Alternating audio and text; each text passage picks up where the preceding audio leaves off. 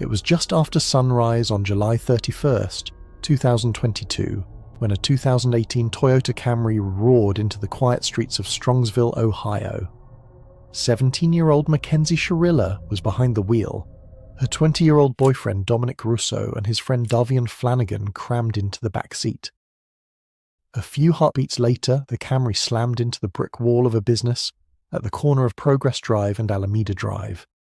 Witnesses described the crash as cataclysmic.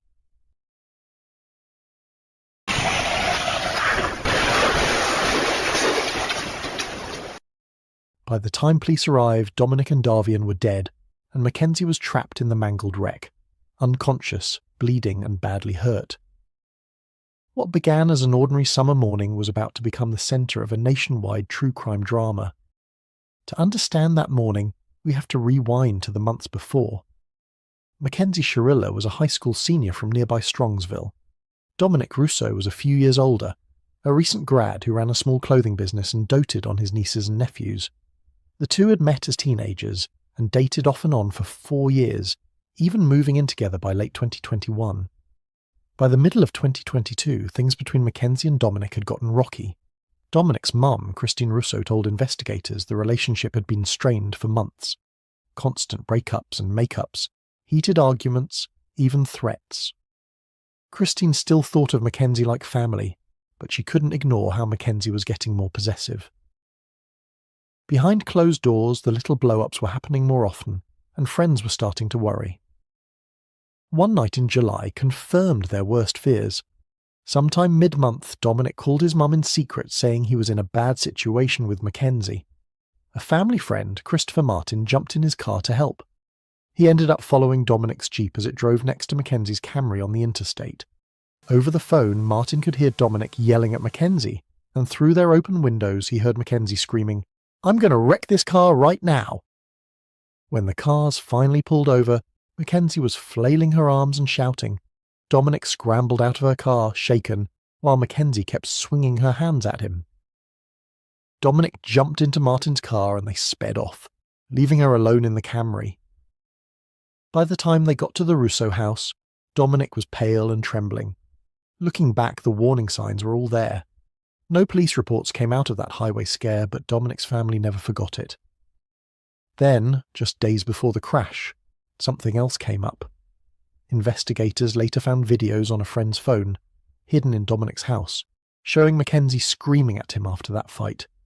In the grainy clips, she's swearing, threatening him, and even promising to break into his house. Those videos only surfaced after Dominic's death, and they showed just how bad things had gotten. Still, on the surface, life went on. The night of the crash started like any other. On July 30th, 2022, Mckenzie, Dominic and Davian went out with friends. They made a quick stop at a backyard graduation party around 10:15 p.m, but left after a few minutes. An hour later, they headed to the house of 19-year-old Paul Burlinghouse, a friend from school. Paul later told the court the vibe was pretty chill, like just a normal sleepover. They listened to music, some of the older kids smoked a little weed, but there was no drinking and no fighting. Paul said Mckenzie and Dominic seemed fine. After midnight, everyone settled in. Mckenzie on one couch, Davian on another. Dominic was lying down too, but by 4 a.m, when Paul drifted back to sleep, Mckenzie and Dominic had quietly slipped out. By 5:30 a.m, Mckenzie was behind the wheel of her Camry, Dominic and Davian riding along. They cruised down Progress Drive, a sleepy 35-mile-per-hour road, laughing and joking at first. But then Mckenzie floored it. The Camry shot from around 40 miles per hour to almost 100. Without warning, it jumped the curb and slammed straight into a brick wall. 20 seconds later, 2 lives were gone. Officer Michael Galassi, first on the scene, said it looked like the car had been cut in half. The front end crushed into the wall, glass and metal everywhere. He saw Mckenzie pinned against the seat, her lower body trapped beneath the dashboard, airbags blown. It was a scene no one there would ever forget.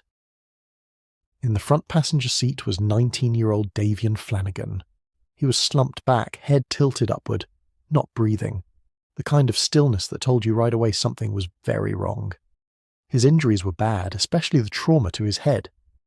Behind him, Dominic Rousseau was pinned under the reclined seatback. His body crumpled in a way that made Officer Galassi's stomach drop. For a moment, Galassi thought all three were gone. The car looked so destroyed it felt like a miracle anyone could still be alive. He called for medics, and within minutes firefighters were on scene with the jaws of life.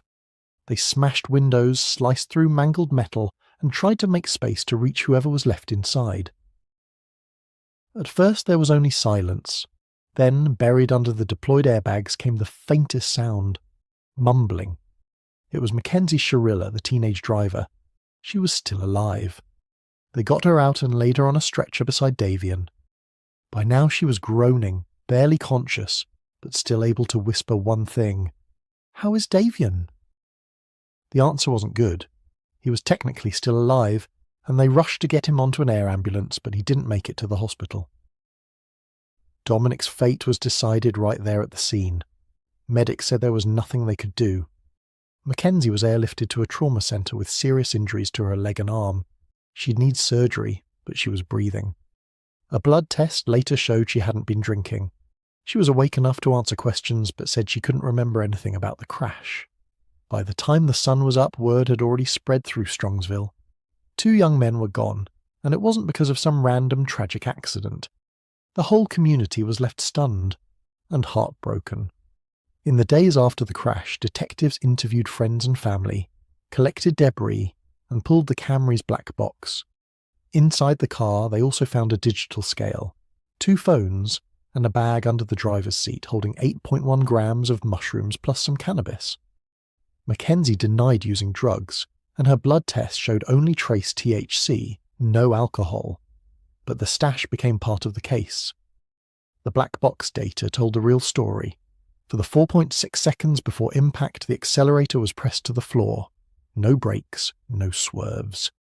The car fishtailed, then made a sharp right into the wall. Mechanics confirmed there was no malfunction. The Camry worked fine. A month later, Mckenzie was charged with 2 counts of aggravated murder and other offences. At trial, prosecutors said she chose a deserted route and aimed at the building. The crash video, called Chilling and Tragic by Judge Nancy Russo, showed the car accelerating straight in. The defence claimed she might have fainted or had a seizure, but the judge wasn't convinced. On August 14, 2023, Mckenzie was found guilty on all counts. This was not reckless driving. This was murder, Russo said, sentencing her to 2 concurrent life terms with parole possible after 15 years.